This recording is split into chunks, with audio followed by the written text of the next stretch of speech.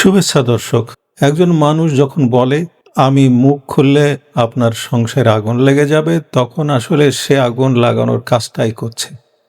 মমতা ব্যানার্জি ঠিক এই কাজটাই করলেন। ওসমান হাদি হত্যা নিয়ে তিনি যে কথা বললেন তাতে আসল খেলাটা কি সেটা আজ খুলে বলবো। আসল কথাটা হচ্ছে, ওসমান হাদি ছিলেন ঢাকার একটি আসনের প্রার্থী। নির্বাচনের ঠিক আগে তাকে খুন করা হলো। ঠিক আছে, এখন একটা সরকারের দায়িত্ব কি? খুনিকে খুঁজে বের করা, বিচার করা, এর বাইরে আর কোনো দায়িত্ব নেই। কিন্তু দর্শক, এখানেই প্রথম প্রশ্ন। হাদির পরিবারকে দেওয়া হলো চাকরি, ফ্ল্যাট, নগদ অর্থ, পুরস্কার। কেন? বিচার যদি একমাত্র দায়িত্ব হয় তাহলে এত পুরস্কার কিসের? কে কাকে কি বোঝাতে চাইছে? এই জায়গায় একটু থামুন, কারণ এখন আসছে আসল বোমা। হাদির ভাই, যিনি এখন যুক্তরাজ্যে ডেপুটি হাই কমিশনার, তিনি হঠাৎ মুখ খুললেন। দর্শক, এই ভাইটি একসময় কোথায় ছিলেন? শোনা যায় একটা কুরিয়ার সার্ভিসে ছোট্ট একটা চাকরি করতেন, আর আজ তিনি ডেপুটি হাই কমিশনার। কিভাবে? কারণ কারণ সম্পর্কটা যেখানে স্বার্থের, সেখানে প্রশ্ন উঠবেই।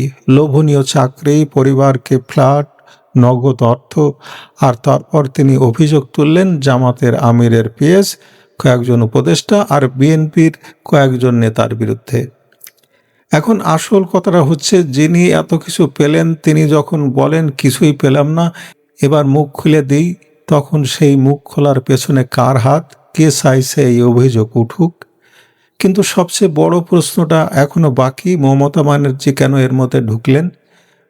৫ কেন ৫০টা প্রশ্ন করলেও সোজা উত্তর পাবেন না, কারণ উত্তরটা লুকানো আছে পশ্চিমবঙ্গের নির্বাচনে। মমতা ব্যানার্জি দাবি করলেন ওসমান হাদিকে নাকি অমিত শাহ মানে বিজেপি হত্যা করিয়েছে। দর্শক, একটু ভাবুন, একজন প্রাক্তন মুখ্যমন্ত্রী যিনি রাষ্ট্রের গোপনীয়তা আর নিরাপত্তার শপথ নিয়েছিলেন, তিনি কিসের ভিত্তিতে আর একটা দেশের হত্যাকাণ্ডে নিজের দেশের স্বরাষ্ট্রমন্ত্রীকে জড়ালেন? এটা কি প্রমাণ নাকি রাজনীতি? শত্রুতা করো ঠিক আছে, কিন্তু এমন শত্রুতা করো না যেখান থেকে পিছিয়ে আসা যায় না। মমতা সেই সীমাটাও পার করলেন। এখন আমি আপনাদের একটা হিসেব দেব, আর এই হিসেবটা শুনলে পুরো ছবিটা পরিষ্কার হয়ে যাবে। মন দিয়ে শুনুন।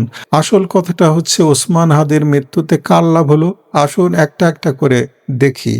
বিএনপি, তারা তো যে কোনো মূল্যে নির্বাচন চেয়েছিল।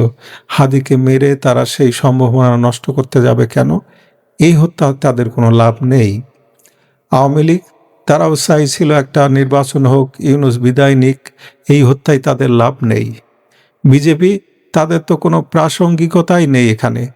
তাহলে দর্শক, লাভটা কার? যারা ক্ষমতা ছাড়তে চায়নি, যারা চেয়েছিল এমন একটা পরিস্থিতি তৈরি হোক যাতে নির্বাচনটা পিছিয়ে দিতে বাধ্য হয়।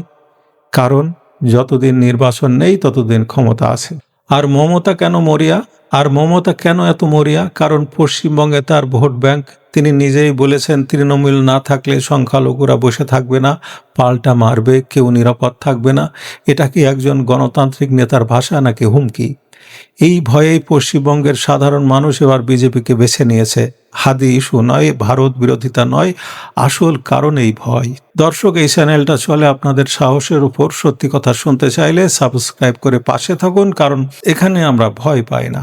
তাহলে আসল কথাটা কি দাঁড়ালো? ওসমান হাদি হত্যা শুধু একটা খুন নয়, এটা একটা রাজনৈতিক চাল, আর মমতা ব্যানার্জি সেই চালের একটা ঘুঁটি। যারা মুখে আগুন লাগানোর কথা বলে তারা আসলে আগুন লাগানোর কাজটাই করে।